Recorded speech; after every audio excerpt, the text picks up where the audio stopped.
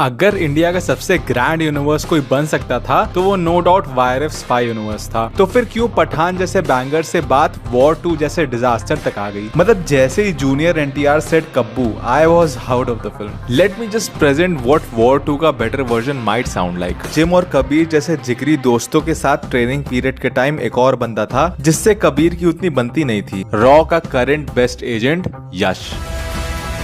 बच्चे, क्या तुम चुपचाप होके नहीं बैठ सकते? थोड़ा मुश्किल है। क्या अभी भी इस डूब रहे यूनिवर्स को बचाया जा सकता है? अगर इंडिया का सबसे ग्रैंड यूनिवर्स कोई बन सकता था तो वो no doubt YRF spy universe था। मतलब करंटली इंडिया के दो बेस्ट यूनिवर्सेस को ले लो, that is Maddock supernatural universe and Lokesh cinematic universe. तो नो डाउट लॉन्ग रन में इन दोनों ने अपनी स्टोरी टेलिंग से बाजी मार ली। But when you talk about की शुरुआत में किसके पास ज्यादा सॉस था, तो it was no doubt YRF spy universe. Star power और प्रोडक्शन में they had everything on their table. तो फिर क्यों पठान जैसे बैंगर से बात वॉर 2 जैसे डिजास्टर तक आ गई। तुम में से ज्यादातर लोगों के लिए tiger 3 would be the film जहां से चीजें बिगड़ी, बट एक्चुअली मेरी नजर में इस पूरे स्पाई यूनिवर्स की हर फिल्म में कुछ ना कुछ था जिसके एक साथ इकट्ठा होने की वजह से a project which was meant to break all records ultimately became the reason of this franchise का डाउनफॉल। पिछले 13 साल से इकट्ठे हो रहे इन एरर्स को समझ के we finally try to analyse कि क्या अभी भी इस डूब रहे यूनिवर्स को बचाया जा सकता है। सो एक था टाइगर, ऐसी फिल्म जिसके एडिट्स वॉर 2 के फ्लॉप होने पे जगह जगह मिल जाएंगे कि भाई क्या ही कमाल किया था इस फिल्म ने।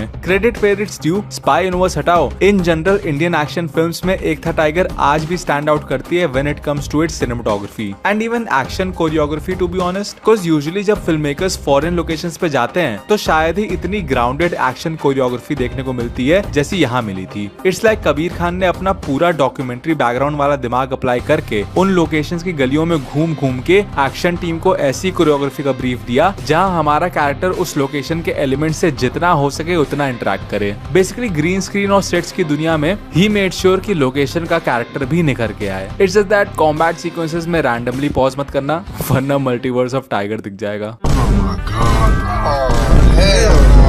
But despite being so fine in most departments, एक था टाइगर में एक मेजर एरर था जो आगे चल के स्पाई यूनिवर्स को खोखला करना ही था। दैट इज एक इंटरेस्टिंग कैरेक्टर और प्रेमाइस को एक जेनेरिक डायरेक्शन में ढकेलना। ये एक्चुअली वाईआरएफ की बड़ी मेजर दिक्कत रही है। जितनी भी डिजास्टर्स हुई हैं, गुंडे, किल दिल, फैन, ठग्स ऑफ हिंदुस्तान, शमशेरा, इन सभी के काफी इंटरेस्टिंग प्रेमाइस और कैरेक्टर्स थे जिनको वही घिसे पिटे डायरेक्शन में ढकेलने की वजह से these films fail flat. Even धूम 2, धूम 3 और न्यूयॉर्क हालांकि बड़ी हिट्स थी बट अपना परफेक्ट वर्जन इसलिए नहीं अचीव कर पाती because their second halves delve into a similar generic cliche direction. I mean Gunday, Dhoom 2 और 3, इन तीनों के सेकंड हाफ कितने आइडेंटिकल हैं। एक लॉ एंड ऑर्डर वाली अथॉरिटी किसी चोर या ग्रुप ऑफ रेबल्स को हराने के लिए फॉल्स आइडेंटिटी के अंडर किसी मोल को भेजती है एंड अल्टीमेटली वो मोल या उस मोल से इन्फ्लुएंस हुआ कैरेक्टर चोर या रेबल की साइड आ जाता है। इन फिल्मों के सेकंड हाफ में मोस्टली सस्पेंस इस बात से निकाला जाता है कि ये मोल या इस मोल से इन्फ्लुएंस कैरेक्टर आखिर किसकी तरफ जाएगा। एंड एक था टाइगर में इसी ट्रोप को थोड़ा ट्विस्ट दे दिया गया है। Instead of straight away telling the audience, mole के अराउंड मिस्ट्री बनाई जाती है एंड फिर आधे सेकंड हाफ इस चीज के अराउंड सस्पेंस बनाया जाता है कि क्या हमारी मोल Zoya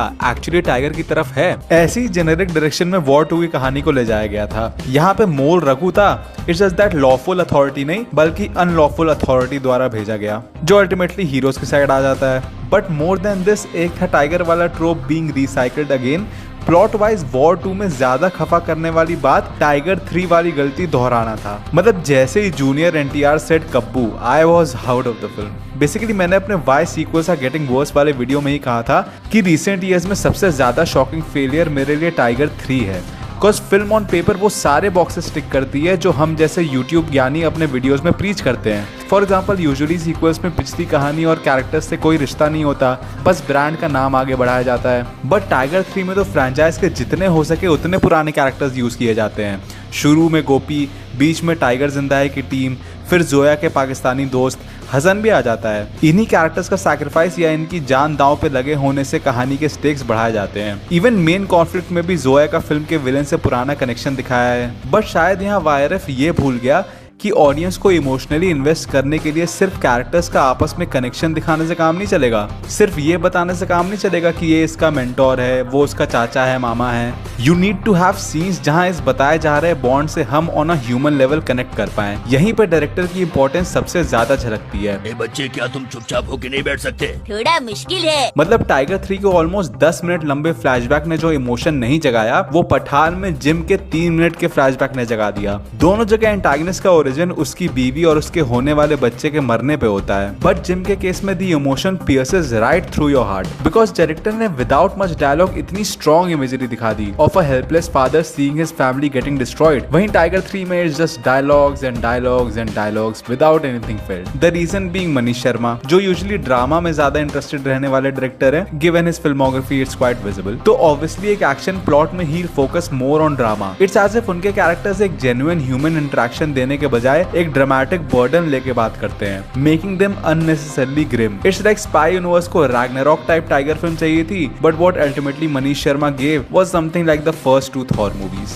Shakespeare in the Park. That's the reason Pathaan में डिम्पल कपाडिया का सैक्रिफाइस, जो बाय द वे उसी मूवी में इंट्रोड्यूस हुई थी, ज्यादा इंपैक्ट करता है देन हसन, जो पिछली पार्ट से ही इंट्रोड्यूस था। बिकॉज पठान में सिद्धार्थ आनंद मेड श्योर कि prior to the sacrifice Dimple Kapadia और एसआरके के जेन्युइन ह्यूमन मोमेंट्स हों, ह्यूमरस या इमोशनल, ऐसे मोमेंट्स जिनको देख के हमें एसआरके और डिम्पल कपाडिया का बॉन्ड फील हो। सिमिलरली टाइगर जिंदा है में आजान के सैक्रिफाइस के काफी पहले वी हैव द तिरंगा वाला मोमेंट, जो काफी ह्यूमन लेवल पे हमसे कनेक्ट करता है। बट हासन के केस में वी डोंट हैव एनीथिंग जिससे हम उससे ह्यूमन लेवल पे कनेक्ट करते। मे बी टाइगर को इस्लामाबाद में पनाह देते टाइम हसन और 2-4 अनाथ बच्चों को अपने साथ पाल रहा होता। That's when we would have connected to Hasan on a human level. Anyways, यही टाइगर 3 वाली हरकत जहां तुम बस कैरेक्टर्स का पुराना कनेक्शन दिखा के एक्सपेक्ट कर रहे हो कि ऑडियंस इमोशनली इन्वेस्ट हो जाएगी, इसी का डिजास्टरस रूप थी war 2। I could literally imagine the writers room कि अगर हमें वॉर 1 से ज्यादा तगड़ा इंपैक्ट देना है तो दोनों लीड्स का पुराना कनेक्शन दिखा देते हैं, लाइक अ मॉडर्न डे दीवार। मे बी दैट्स व्हाई बचपन में दोनों दोस्तों की सेपरेशन को एक दीवार के थ्रू हाईलाइट किया गया है। दो भाइयों के बीच छिड़ गई वॉर, जहाँ देखो वहाँ दीवार। या हो सकता है मैं कुछ ज्यादा सोच रहा हूँ, बट लेट्स से अगर तुम कुछ दीवार टाइप फ्लेवर स्पाई यूनिवर्स में लाना चाह रहे थे कि दो भाई बचपन में अलग अलग एक्सपीरियंसेस के चलते बड़े होके दो अलग अलग राह पे चल देते हैं, अल्टीमेटली मेकिंग देम राइवल्स, तब भी तुम ऐसी कहानी का सबसे इंपॉर्टेंट हिस्सा तो भूल ही गए। बेसिकली ऐसी कहानियों में जहाँ दो स्ट्रॉन्ग कैरेक्टर्स जो एक ही सिरे से निकले हों, उनकी राइवलरी दिखानी होती है, तो you need to make sure कि उन दोनों के बीच के कॉन्फ्लिक्ट में कोई ना कोई एलिमेंट हो जिससे हम ह्यूमन लेवल पे कनेक्ट कर पाए। अब या तो वो एलिमेंट थीम होगा, जैसे RRR में दोनों के बीच के कॉन्फ्लिक्ट में ये थीम होता है कि कैसे चाहते तो दोनों आजादी ही हैं, बट आजादी पाने के towards they have opposing views. Similarly Pathaan और जिम दोनों ही रॉ एजेंट्स थे। इट्स जस्ट दैट दोनों के कॉन्फ्लिक्ट का थीम ये है कि एक सोल्जर आखिर देश के लिए कितना सैक्रिफाइस कर सकता है। थीम के अलावा दो स्ट्रॉन्ग कैरेक्टर्स के बीच का कॉन्फ्लिक्ट किसी और कैरेक्टर के थ्रू भी निखर के आ सकता है, जैसे बैटमैन वी सुपरमैन में मार्था काम आई थी नहीं जोक्स अपार्ट, जैसे ओजी क्लासिक दीवार में अमिताभ बच्चन और शशि कपूर का कॉन्फ्लिक्ट, उनके बीच का बैक एंड फोर्थ इतना इंटरेस्टिंग इसीलिए लगता है बिकॉज उन दोनों का एक कॉमन स्टेक है, उनकी माँ। दोनों के लिए अल्टीमेटली अपनी माँ की सलामती से बढ़ के कुछ नहीं है। इट्स जस्ट दैट रवि माँ के दिए शरीफों वाले संस्कारों के थ्रू वो सलामती देना चाहता है, वही विजय किसी भी उसूल आदर्श की परवाह किए बिना अपनी माँ के कदमों में पूरी दुनिया रखना चाहता है। यू सी, सिर्फ एक माँ के होने से दोनों ही कॉन्फ्लिक्ट में कितनी जान आ जाती है। अब यही कमी वॉर 2 में कितनी खलती है। पहले तो अकॉर्डिंग टू मी ये अनाथ आलय, Raghu Kappu type cliché stuff was never meant to be in the classy world of the spy universe। दूसरा, रघु कप्पू की लड़ाई जिम पठान की तरह कोई आइडियलिस्टिक बैटल नहीं लगती। RRR की तरह यहाँ कोई थीम है ही नहीं, क्योंकि रघु की नफरत का ओरिजिन ही इतना बचकाना दिखाया गया था। इट लिटरली फील्स लाइक कि दो मैन चाइल्ड सिर्फ फर्स्ट बनने के लिए लड़ रहे हैं rather than being on two sides of a single cause. चलो अब इस बकबक को और बढ़ाने के बजाय late me just present what War 2 का better version might sound like. Also ये बहुत रफ समरी है, इसलिए स्पाई यूनिवर्स की टाइमलाइन, कैरेक्टर्स की एज वगैरह को उतना ध्यान नहीं रखा है मैंने, सिर्फ सिंपल शब्दों में साधारण प्लॉट नरेट कर रहा। Because last time detailed fan fiction बनाया था तो वो वॉर 2 से भी ज्यादा पिटा था। So this story takes place between the events of War 1 and Pathan. कहानी के शुरू में कबीर अपनी सैनिटी खो चुका है।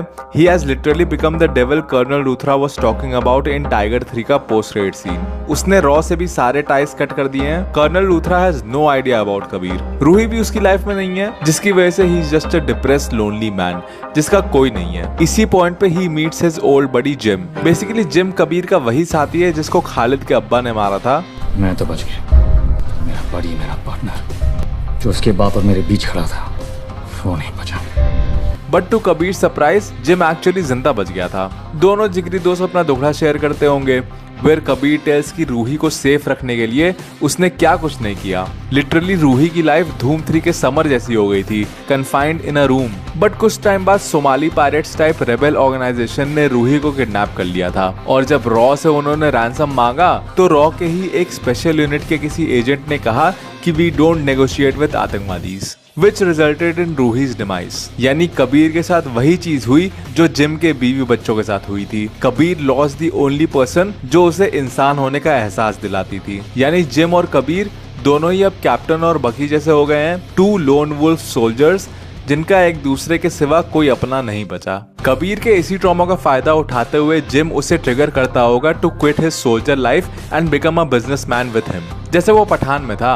Kabir who has lost all empathy इस प्लान को होल्ड करने को कहता है बिकॉज पहले उसे वो रॉ एजेंट और उसके स्पेशल यूनिट कली को ढूंढ के खत्म करना है जिसके नेगोशिएट ना करने की वजह से रूही मारी गई। जिम बीइंग द जिगरी friend agrees to hunt that रॉ agent down with Kabir and after intense research सारे इशारे एक ही आदमी पे जाते हैं, रॉ का current best agent Yash.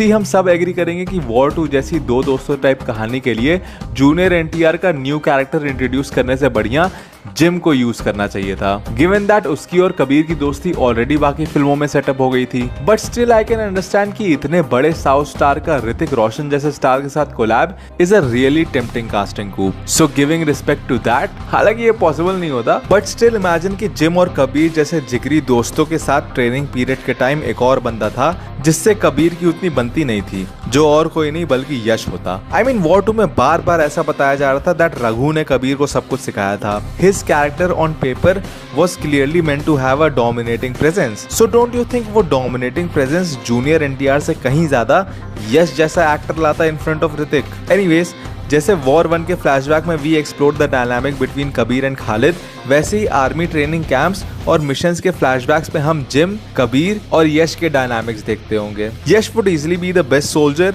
Meanwhile Jim and Kabir best friends. Dramatic scenes, dance, face off के बाद प्रेजेंट में आके एक तरफ जिम और कबीर और दूसरी तरफ रॉ एजेंट यश का बैक एंड फोर्थ चलता होगा। कभी एक चकमा दे रहा, कभी दूसरा मात खा जा रहा। ऑल्सो इसी बीच दो चीजें होंगी। पहला, हम जिम और कबीर के हाइडआउट्स, उनकी सराउंडिंग्स में विक्रम की तरह ऐसे कैरेक्टर्स एनकाउंटर करते रहेंगे who would seem like normal ordinary people, but climax में they will be revealed to be much more than that. And दूसरा, जिम के पास की कुछ और झलकियां पाके वी विल सी कि जिम की वाइफ, जिसका सेम मिलिट्री बैकग्राउंड था, एक्चुअली जिम के साथ रॉ में आना चाह रही थी, but he refused because gym एक लविंग बट कंट्रोलिंग हस्बैंड था। He didn't trust his wife enough कि वो खुद अपना ख्याल रखने जितना काबिल बन पाएगी। एंड हेंस जब सोमाली पायरेट्स ने जिम और उसकी वाइफ को किडनैप किया तो she was helpless. Maybe अगर जिम उसे रॉ में आगे बढ़ने देता तो टाइगर ज़ोया की तरह they could have managed their way out of the danger. ऐसी स्पाई मूवी वाले ट्विस्ट एंड टर्न्स के साथ we'll move to the climax. And mind you, इस सेकंड हाफ में there won't be any gravity defying action set piece, something जो पठान के time से एक नॉर्म सा बन गया है। जेट पैक सीक्वेंस, ब्रिज वाला पैराशूट सीक्वेंस, F1 ट्रैक पे जेट बोट वाला sequence.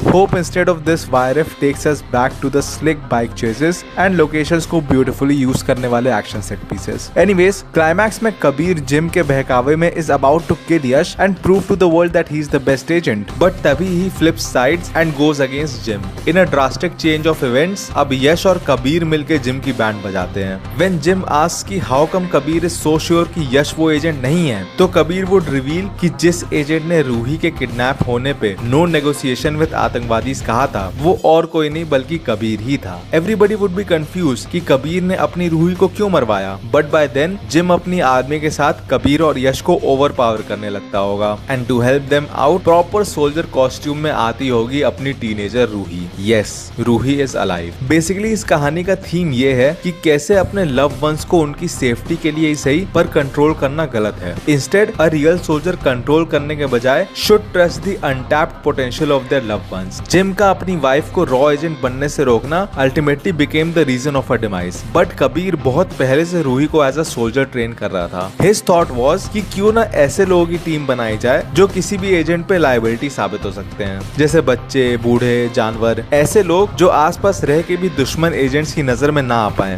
Because nobody would even think कि ये भी एजेंट हो सकते हैं। तभी कबीर ने कली नाम की स्पेशल यूनिट शुरू की, a word which by the way means a demon and a bud, जिसमें रूही और वो सारे विक्रम मूवी टाइप कैरेक्टर्स हैं जिन्हें हम अभी तक ऑर्डिनरी लोग समझ रहे थे। कबीर ने उन सोमाली पायरेट से नो नेगोशिएशन इसीलिए कहा बिकॉज फर्स्ट ही न्यू कि उसकी कली टीम, उसकी रूही इतनी काबिल है कि वो वहां से निकल जाएगी, एंड सेकंड वो दुनिया के सामने रूही को मरा हुआ बताना चाहता था ताकि वो अपने आप को कमजोर दिखा के उस इंसान को ल्योर कर पाए जो इस अटैक के पीछे था, which ultimately turned out to be his old friend Jim. और जिम ने ये अटैक इसलिए करवाया क्योंकि वो अपने आने वाले इविल सफर में एक पार्टनर चाहता था। वो रूही को मरवा के कबीर को मर्सीलेस बना के अपनी तरफ करना चाहता था, बिकॉज भले ही वो विलन है इस स्टोरी का, बट कबीर से हमेशा बहुत क्लोज था। कबीर के towards he had true feelings. May be flashback में भी यश और कबीर के बीच की टकरार का रीजन जिम की साजिश होगी, because he was scared of losing his true partner. But Kabir और यश अपने पास की टकरार का असली रीजन जान के are brothers for life now. Also अगर यश की तरफ से आ रहे बदले का इमोशन कम लग रहा हो तो मे बी आर्मी कैंप वाले फ्लैशबैक में ऐसा भी दिखा सकते हैं कि यश जिम की गर्लफ्रेंड एंड अल्टीमेटली होने वाली वाइफ से वन साइडेड प्यार में था, इसलिए just like snap when he comes to know कि उसकी मोहब्बत उसके हस्बैंड की बेवकूफी की वजह से मर गई, he would obviously enrage like a monster.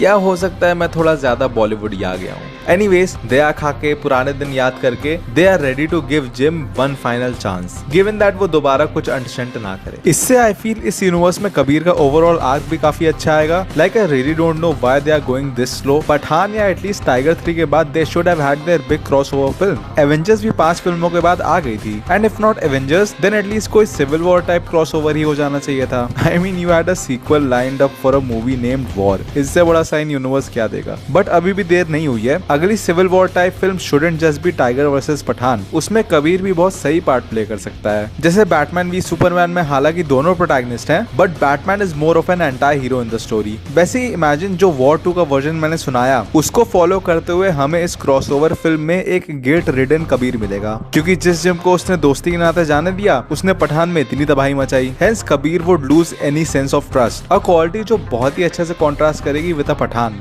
Who always ends up finding the good in people. इसलिए अगर सिविल वॉर के सुकोविया अकॉर्ड्स टाइप सिचुएशन पैदा हुई या किसी बकी टाइप ग्रे शेड वाले क्रिमिनल को पकड़ने की बात आई तो Pathaan and Kabir will automatically be on opposite sides with Tiger dwindling between the two. Civil war type crossover के अलावा एक और चीज जो वायरएफ को करनी चाहिए to make this universe more relevant is to diversify their platter. Winter Soldier, Guardians of the Galaxy, Thor Ragnarok, Thunderbolts, ये वो फिल्में हैं जिन्होंने टाइम टाइम पे डल हो रहे एमसीयू में अलग ही जान फूंक दी थी। सो ऐसे ही spy universe needs to diversify their genre, redefine the genre. Imagine इस यूनिवर्स में एक स्पाई कॉमेडी फिल्म हो like Johnny English, probably with Akshay Kumar, Rajkumar Rao और इवन रणवीर सिंह, या सेंट्रल इंटेलिजेंस और Hobbs and Shaw type buddy spy film with Saif and Abhishek, Baba and Bidu और even Akshay and Govinda. Spy Next Door या Spy Kids type बच्चों के अराउंड सेंटर्ड स्पाई फिल्म, या even Sherlock Holmes type कोई suspense mystery spy film with let's say Ajay Devgn. Family Man type grounded world can also be a great addition. Basically the possibilities are endless. Hence I hope YRF आगे चल के takes note of this, because ultimately एक universe उतना ही ज्यादा खिल के आता है जितनी ज्यादा डाइवर्स उसकी इंडिविजुअल स्टोरीज होती हैं।